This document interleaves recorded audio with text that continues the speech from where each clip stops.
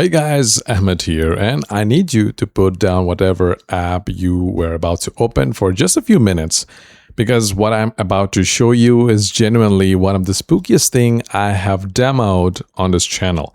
And by the end of this video, you're going to look at every single app on your phone completely differently.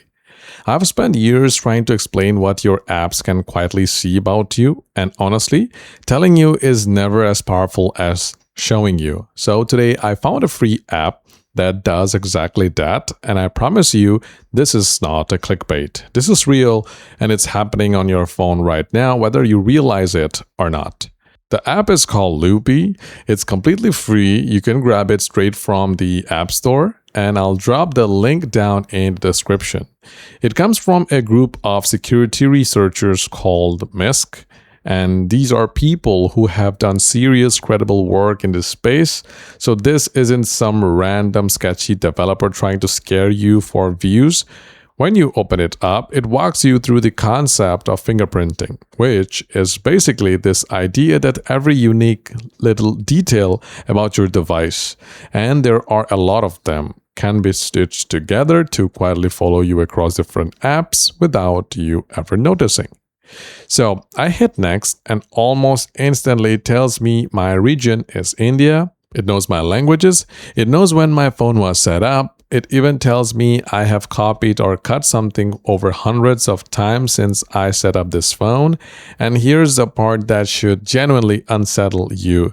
There were zero permission pop-ups. None. I didn't tap on a single thing. And it is already knowing so much about me and my habits. All this data stays local on your device, which is a good thing. Otherwise, this demo app would be a lot more dangerous than educational. But the point still stands. If a harmless free app can silently pull all of these within seconds you install it, imagine what a less trustworthy app with actual bad intentions could be doing with the same passive access. It can see if you're using a VPN, your general location, your time zone, your audio accessories, and even the specific model of headphones that you're wearing. And currently, my headphones aren't connected. It says speaker, and that alone becomes a unique fingerprint that any app can quietly pick up on you.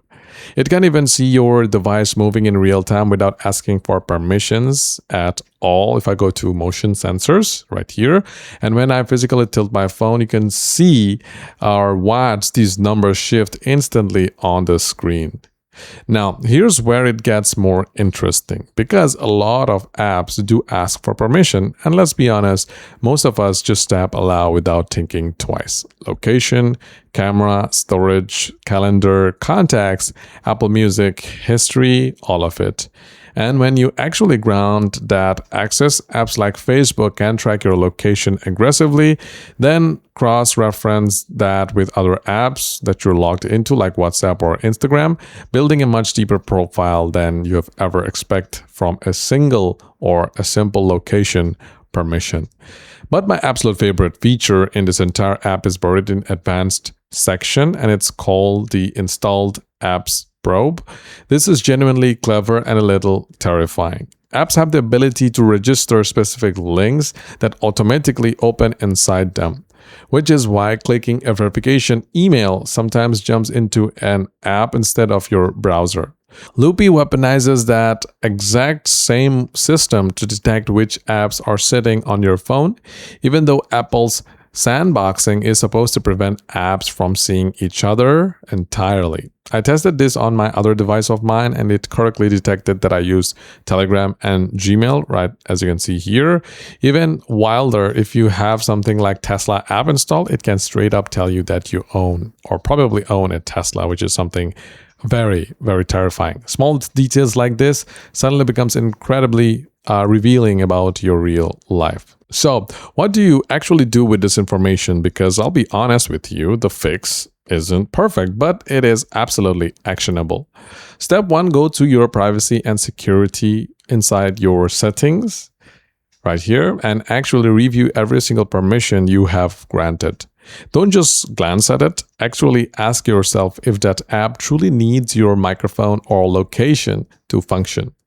While you're in there, double check that tracking is switched off, because even though most people already disabled this, it's worth confirming.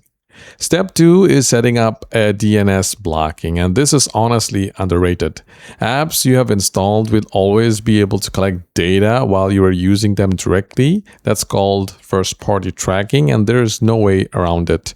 But DNS blocking tools like AdGuard, which is free, open source, and that's what I use personally on my Android as well as my iOS devices, will stop a huge amount of third-party tracking, meaning the hidden advertisers and analytics companies these apps quietly phone home to in the background.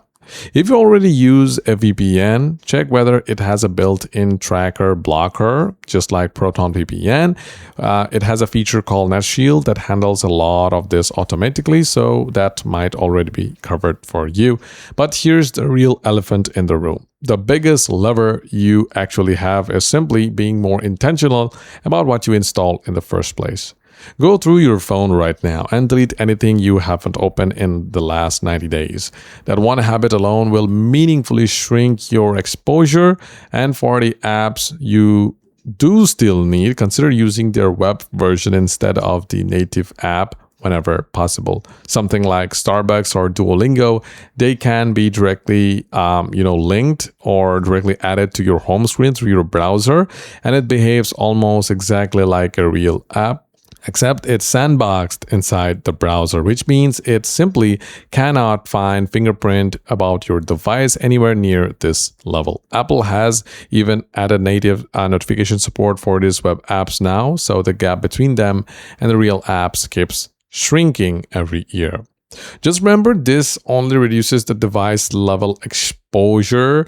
Your actual data relationship with the company still exists, so it's not a total fix, but it's a meaningful improvement. And if you're on Android, don't feel safe just yet, because Android is arguably just as exposed, if not slightly worse in some areas, though it does give you a free extra tools like separate work profiles or user accounts to help compartmentalize things a bit better. And some custom ROMs push that even further, like Graphene OS. If you're comfortable getting a little more technical, you can just take a look at Graphene OS for your Android.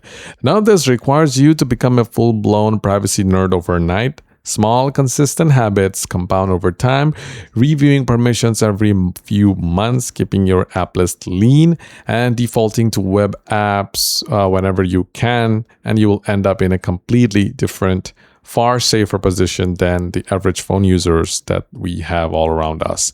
Look, you're not going to delete every app and disappear off the grid. That's not realistic, and I'm not asking you to, but pick one single app on your phone right now, either delete it completely or replace it with web version, and actually notice the difference.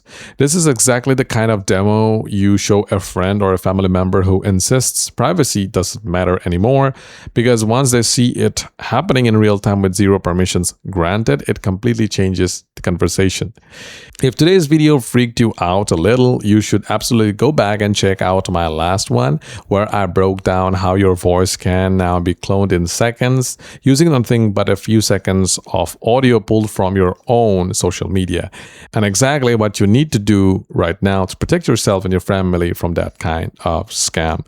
It ties directly into everything we just talked about today, so don't skip it. As always, I'm Ahmed, and I'll see you in the next video.